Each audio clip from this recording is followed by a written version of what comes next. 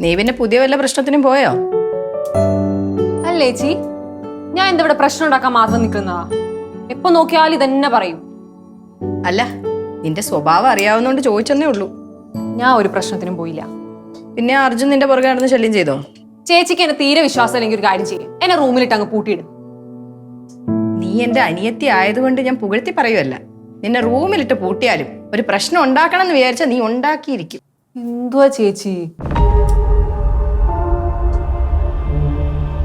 ഏട്ടത്തി, എന്താടാ? ഏട്ടത്തി കരുന്നത് പോലെ ജോലി കളയിപ്പിച്ചത് മോനേണ്ണ അല്ലെങ്കിലോ?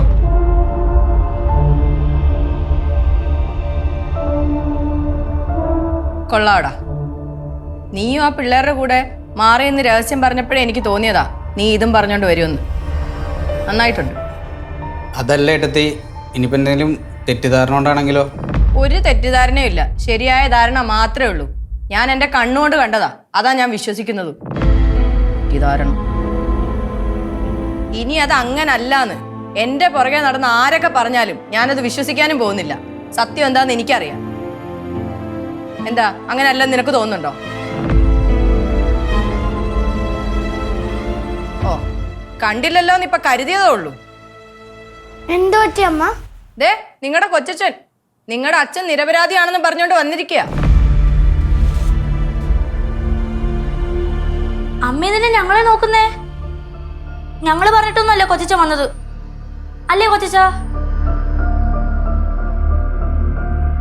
അല്ല ഏട്ടത്തി, ഇവര് പറഞ്ഞിട്ടൊന്നുമല്ല ഞാൻ വന്നേ. എനിക്കൊരു സംശയം തോന്നിട്ട് ചോദിച്ചതാ.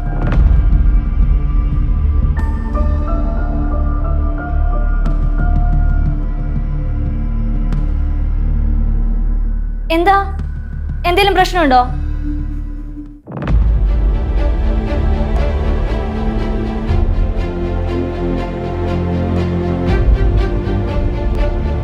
അഞ്ജു, ഞാനൊരു കാര്യം ചോദിച്ചാ നീ സത്യം പറയോ? അതെന്ത് ചോദ്യം ഏട്ടത്തി? ഞാൻ ഏട്ടത്തിയോട് കള്ളം പറയോ? ഏട്ടത്തി ചോദിച്ചോ? ഇവനിപ്പൊ എൻ്റെ അടുത്ത് വന്നിട്ട് പറഞ്ഞു മോഹനേട്ടൻ നിരപരാധിയാണെന്ന്. ഓ, അത് ഈ പിള്ളേര് പറഞ്ഞിട്ടാണോന്ന് ഏട്ടത്തി ഇവരോട് ചോദിച്ചു. അല്ല, അന്ന് ഇവര് പറഞ്ഞു. പക്ഷെ ഏട്ടത്തിക്ക് സത്യം അറിയണം, ഇത്രയല്ലേ ഉള്ളൂ.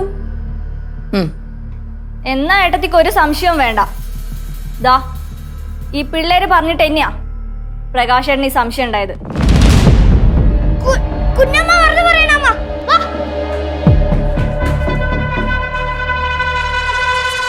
ഏട്ടത്തി കണ്ടില്ലേ, കണ്ടില്ലേ അവർ ഓടിപ്പോയത്?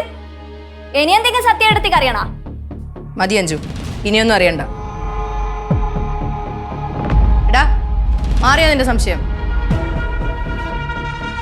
സംശയമൊക്കെ മാറി. അതെ, ഒന്നിങ്ങോട്ട് വന്നേ.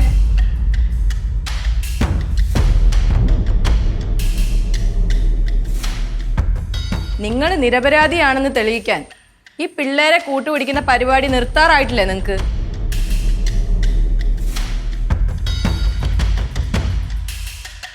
ഞാൻ നിങ്ങളോട് പല ആവർത്തി പറഞ്ഞു എന്നെ എൻ്റെ വഴിക്ക് വിടാൻ. ഇനി ഇതും പറഞ്ഞ് പിള്ളേരെന്റെ മുന്നിലേക്ക് വരരുത്.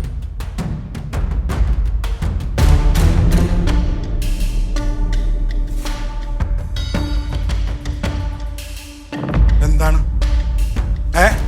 നീ കുറെ നാളായല്ലോ തുടങ്ങിയിട്ട്. പിള്ളേരെ പറഞ്ഞുവിടാൻ പാടില്ല, എനിക്ക് നിന്റെ അടുത്തോട്ട് വരാൻ പാടില്ല. നിന്റെ അടുത്തേ ഞാൻ പല തെറ്റുകളും ഞാൻ ചെയ്തിട്ടുണ്ട്. അതില്ലാന്നൊന്നും ഞാൻ പറയുന്നൊന്നുമില്ല. അതൊക്കെ ചെയ്തു പോയിട്ടുണ്ട്. അതൊക്കെ ആ സമയത്ത് പറ്റിപ്പോയതാണ്. അവണേ, നിന്നോട് ഞാൻ ഒരു കാര്യം പറഞ്ഞേക്കാം. നിന്റെ ജോലി കളഞ്ഞത് ഞാനല്ല.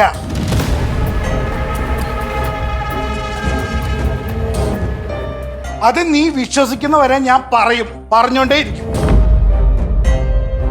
പിള്ളേർക്ക് ഞാൻ ഒരു തെറ്റും ചെയ്തിട്ടില്ല എന്ന് അവർക്ക് വിശ്വാസമായിട്ടുണ്ട്. അതുകൊണ്ടാണ് അവർ നിന്റെ അടുത്ത് വന്ന് പറയണത്. എന്റെ നിരപരാധിത്വം തെളിയിക്കേണ്ടത് എന്റെ ഉത്തരവാദിത്വമാണ്. അത് ഞാൻ തെളിയിക്കും.